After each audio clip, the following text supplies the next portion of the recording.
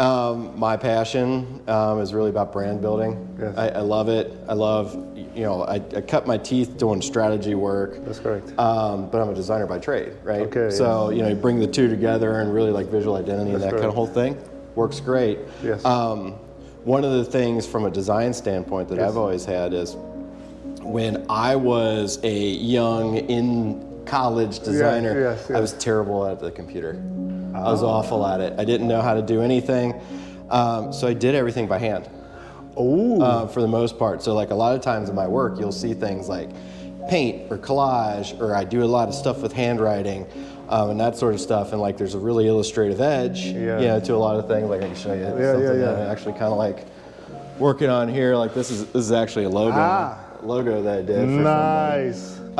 You know, it's funny. Last night I was watching a design documentary called Typeface. Oh yeah. Yeah, and the old newspaper they was talking about before Adobe it went digital, how everything used to be like handcraft. Oh yeah, you'd have like, well, you're probably looking at phototype then. That's correct. Like where they're carving out everything and sticking them one letter by letter. Yes. I've never done that. so your journey was started from use physical to express the design. Yeah, because that's what I knew how to do. It's like, design, people, especially younger folks who grew up just doing everything on the computer, they don't even like think about a different way to do it. And for me, it's like, I'm in art school. That's correct. It's like, I'm in a painting class over here and you're trying to teach me design, but I don't know any of this stuff. So like, well, how can I take this and bring it over here? And then we get that cross-disciplinary stuff. Merge. It really, really goes kind of crazy. So like these here, you'll see all these photos that I have here. Yeah. Those are all screen prints. They're actually messed up screen prints. Oh, those are screen prints. Yeah. So like, you're not actually supposed to have like, these skip areas right there. The imperfection is also part of the aesthetic as well. I mean, for these, yeah. I mean, it wasn't intentional, but I was like, I like them. So like. That's correct. So we did those for an art show. This was back when I was one of the founders of BLDG, if you're familiar with them. But like when I was at BLDG, we did this art show, and I just loved all the photographs and just kind of like the imperfections on them weren't anything that I was worried about. So I said, okay, let's take these, let's frame them. We're not going to sell them because they're messed up. Yes. But like I love that stuff, and I love the human element in it, and I feel like people really resonate a lot more to that rather than, I mean, this could be very easily be a nice crispy digital print. That's correct. But I'm just not as interested in it, to be honest with you. Is the process also become also part? The process is for you as well as a creator. 1,000,000%. Yeah, because I mean, like if I'm working with my hands, I'm doing things. Yes.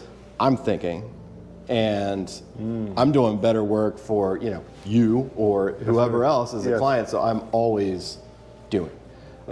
Always trying to like bring that in some way, some form. That's part of the reason I moved into the studio, to be honest with you, because like I need somewhere to spread out. To like, I mean, you're here, pretty clean day. That's correct. To be honest with you. But I mean, it was like, a couple days ago, I was doing like a bunch of crazy paint experiments all over the place. Like I think I got a couple of these over here. Right. But like, I had probably like 50 or 60 of these things just kind of spread out all over because they were all just like, fun textures that you can use on things, and I do workshops with people and make them draw goofy things too. So there's always like.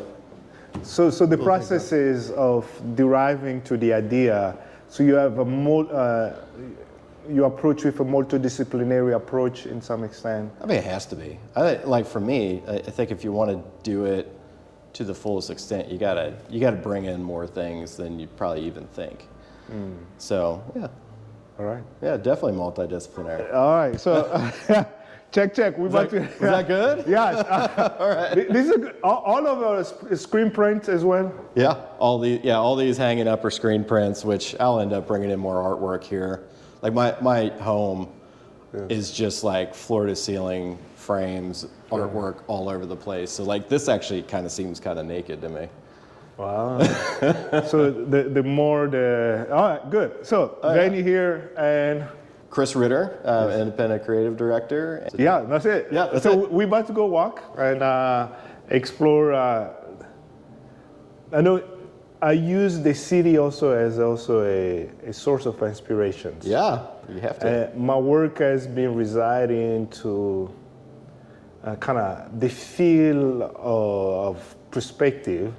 So the city helped me sort of gather those insights. Okay. The sounds, the smell. Sometimes people just great outfits, misplaced things are the things that it helped me feel more human. Okay, yeah. In some extent. Yeah, I'm into that. The unpredictability of space. And as I'm thinking about how we can position our company inside of kind of the marketplace, it's like how can we rise above the noise? Okay, yeah. So that is sort of the intention, yeah. And Right, yeah, and I'll ask you some questions on that for sure. That's correct. All right, so let's walk. Yeah, we're gonna walk. Where do you want to go? Yeah, we either the less noisy space. Yeah, we can take Washington Park to Fairleigh Market and back. Yeah, that's perfect. That's good. Yeah, I'm with Chris. Yeah, you're the high school. Maybe you from? No, you're not. You from? I grew up in Northern Kentucky. Northern Kentucky. I grew up in Erlanger. That's good. And then I've always been in Northern Kentucky. I went to NKU. Nice, great. And I, after college, I moved to Fort Mitchell. Oh, yeah. And then I moved to Covington. So it's like you could draw like a 7-mile circle around all the places I've ever lived. Wow. Which is probably not what I ever intended, but close proximity. Yeah. So if you have to take a cultural time lapse from the place you live, how has been transformed or influenced you creatively, in some extent? Oh, let's see. So, when I think of like where I grew up and the people that I grew up with. Yes. Erlanger's pretty. It's a blue collar town. And I think that mentality of just being like, a hardworking individial, somebody who, has some strong core values. That's correct. It's like you can go through, where I grew up, like you can go through and not have great outcomes. So but you it's can like see the outcome. Yes. Okay. Yeah, okay. and it's like you have to make a decision. You have to bet on yourself, kind of thing. And then going from there to NKU, which was very transformative for me. Right. I didn't go into school as an artist or a designer. Yes. Went into school as a chem major. So what happened? Why was the change of? I was terrible at it. Jake. We are in the city. Sorry, he's not paying any attention. Yeah. So initially, you were as a. So what was the transformation? What was the?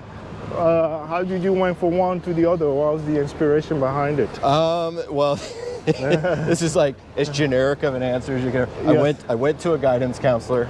Yes. And I took an aptitude test, and they said you might be good at graphic design. Oh. And I was like, well, I know what graphic design is because actually my great grandpa was a commercial artist. Oh. So I knew a thing or two about it. Yes. And then I said, okay, well, let's give it a shot. That's and correct. literally, like within 3 classes, I was like, oh, it feels so much more natural doing this. That's correct. And then when I, you feel better about what you're doing, makes studying a lot easier. Because when you're in chemistry and you get the classes like organic chemistry, it's really hard. I mean, it's like it's like when you're studying nonstop and just failing miserably. It's not a very pleasant experience. You had to make a change. It take a lot of blow on your confidence intellectually. That was probably the first time I really put my full self into something and just blew up in my face. That's correct. Which it was a good learning experience, but it was.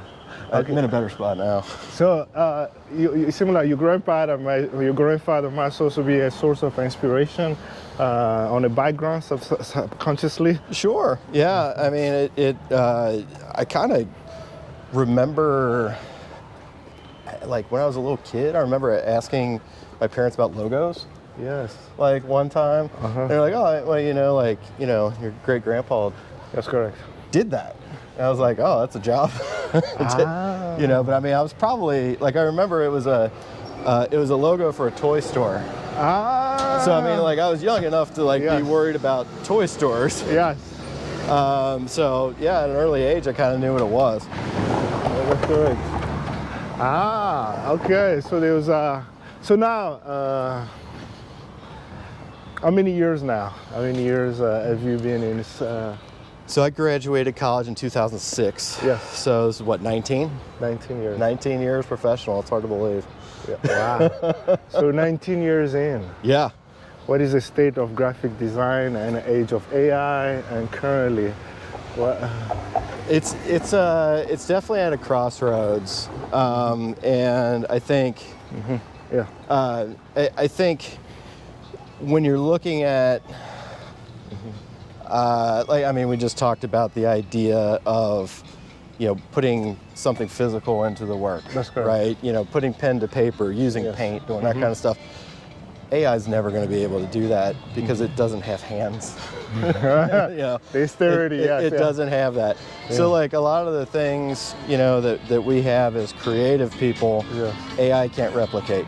That's which should be comforting, but it's also I think raises the bar for a lot of people in the industry, and a lot of like the we'll just say production level. That's correct. Kinds of things. Things that can be automated. You're finding that it's changing so fast that companies don't know what to do, and you're seeing a lot of people getting laid off. That's correct. Which I hate to see because a lot of times they're very talented people. That's correct. That's correct.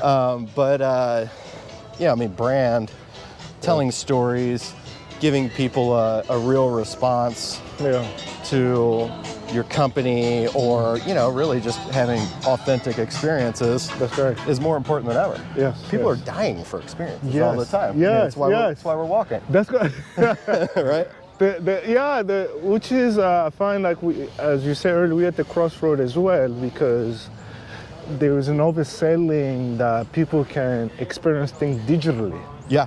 This is in analog, in interacting with matter, interact with the ecosystem.